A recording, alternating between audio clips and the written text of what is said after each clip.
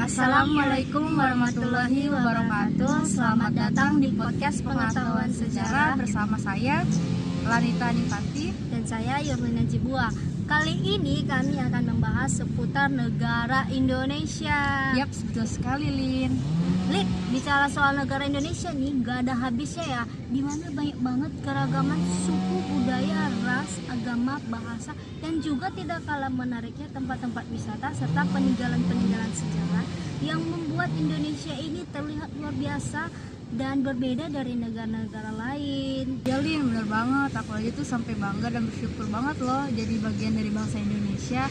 Bahkan banyak orang luar negeri yang datang ke Indonesia untuk melihat keindahan serta kearifan lokal yang ada di Indonesia loh. Bicara soal peninggalan sejarah, salah satu peninggalan sejarah yang ada Indonesia yang tidak kalah menariknya yaitu Candi Borobudur, Rita. Wah, kalau Candi Borobudur Lin, selain sebagai peninggalan sejarah, Candi Borobudur juga menjadi objek wisata budaya di Indonesia yang sangat mendunia loh Lin. Ya, betul sekali. Menurut yang pernah aku baca, Li, katanya Candi Borobudur itu merupakan candi Buddha terbesar di Indonesia. Dan Candi Borobudur ini juga adalah peninggalan kerajaan Mataram kuno. Menurut lo sendiri deh, yang pernah lo baca gimana?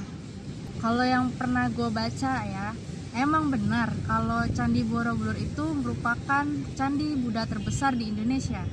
Dan menurut pandangan para ahli yang pernah ku dengar nih Lin, bahwa Candi Borobudur ini merupakan peninggalan masa dinasti Sailendra, yaitu kerajaan Mataram yang dipimpin oleh Raja Sumaratungga ya kalau tidak salah. Nah, dan pembangunan ini sekitar abad ke-8 hingga ke-9 Masehi. Nah, mengenai Candi Borobudur ini sendiri, katanya Candi Borobudur ini diilhami gagasan dari India yang antara lain stupa. Menurut pendapat lu atau yang pernah lu baca di bagaimana? Nah, benar atau tidaknya ini ya, aku juga masih kurang tahu nih. Tapi ini hanya aku dengar dari beberapa tanggapan pihak lain ya Lin. Kalau Candi Borobudur ini bangunannya sendiri dianggap sebagai gagasan dari India, yaitu stupa, lambang dari agama Buddha yang berbentuk mangkok terbalik. Dan stupa sendiri ini yang berada di Borobudur juga dianggap sebagai berbentuk lonceng serta ada yaitu mandala, sebuah konsep yang dipakai untuk meditasi.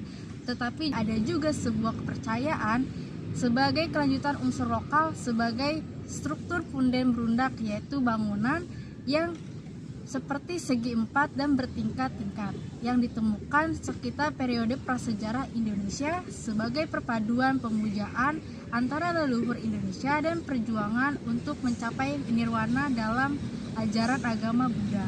Ternyata banyak banget pendapat dan asumsi sebagian orang tentang bangunan Candi Borobudur ini ya Lid, yang memang kita sendiri juga tidak tahu pendapat benarnya yang dimana. Menurut lu sendiri nih, lu tahu nggak sih asal-usul nama Candi Borobudur ini? Nah, kalau mengenai asal-usul nama Candi Borobudur ini Lin, aku sendiri sih juga masih kurang tahu ya. Tapi kalau yang ku tahu ini masih menjadi misteri dan yang belum tertuntaskan. Dan dari hasil riset yang ku baca, nama Candi Borobudur ini pertama kali ditulis dalam buku The Story of Java, yaitu karya Sir Thomas Stamford Raffles, di mana di dalam buku itu menjelaskan monumen Borobudur, akan tetapi tidak ada dokumen yang lebih tua yang menjelaskan mengenai Candi Borobudur itu sendiri. Jadi, nama Borobudur ini masih menjadi sebuah pertanyaan yang masih belum ada jawabannya ya Lid. Candi Borobudur ini Lin, saat itu dibangun menggunakan kurang lebih ya 55.000 meter kubik batu andesit. Penggunaan ini juga tidak menggunakan semen, tapi memakai sistem interlock atau sistem saling kunci.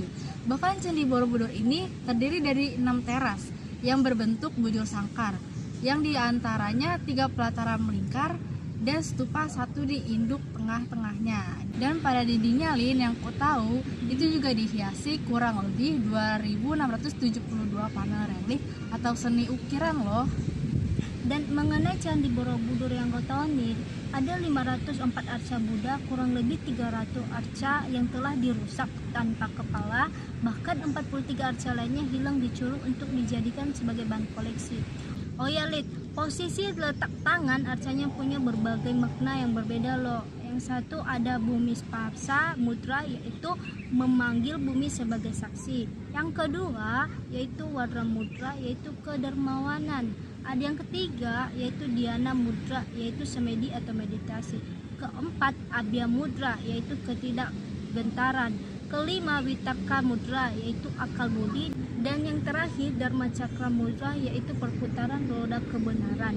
Ada juga Lid beberapa fakta yang ku tahu mengenai Candi Borobudur itu. Wah, fakta apa aja tuh Lin? Kalau boleh tahu. Nah, Candi Borobudur ini sempat dinyatakan hilang loh. Sebenarnya bukan hilang, tetapi terlupakan karena tertimbun oleh pohon-pohon lebat yang ada di sekitarnya. Sampai akhirnya berhasil ditemukan kembali oleh H.C. Cornelis. Ternyata Candi Borobudur ini dibuat bukan hanya semata-mata sebagai candi atau monumen agama Buddha dan juga peninggalan kerajaan Mataram saja, Lid. Tetapi Candi Borobudur ini dibuat untuk menggambarkan kehidupan manusia melalui setiap ukiran-ukirannya. Oh, begitu Lin. Jadi kita sebagai anak muda generasi penerus bangsa ini berarti harus bangga dan bisa melestarikannya ya Lin. Ya, betul sekali. Oke teman-teman, itulah informasi tentang pembahasan singkat seputar Candi Borobudur dari kami berdua. Kami ucapkan terima kasih. Wassalamualaikum warahmatullahi wabarakatuh.